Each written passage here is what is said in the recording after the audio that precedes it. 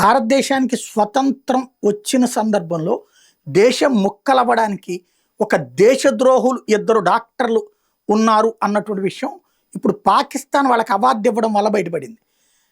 దేశం విడిపోయిన సందర్భంలో ఎవరైతే జిన్నా ఈ అరాచకాలకి హిందువుల ఊచకోత పదే పదే ఊచకోతలు కోసి పల్లెల్లో ఉన్న హిందువుల్ని చంపుతూ ఉంటే ఇక తట్టుకోలేక అప్పుడు అంగీకరించారు దేశ విభజనకి గాంధీ గారు అన్నటువంటిది అప్పుడు రాసిన పుస్తకాల ప్రకారం చెప్పేది.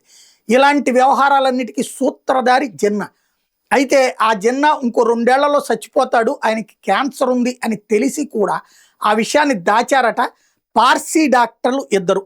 వాళ్ళకి ఇప్పుడు పాకిస్తాన్ దేశం అత్యున్నత పౌర పురస్కారమైన నిషానే ఇంతియాజ్తో సత్కరించాలని నిర్ణయించిందట.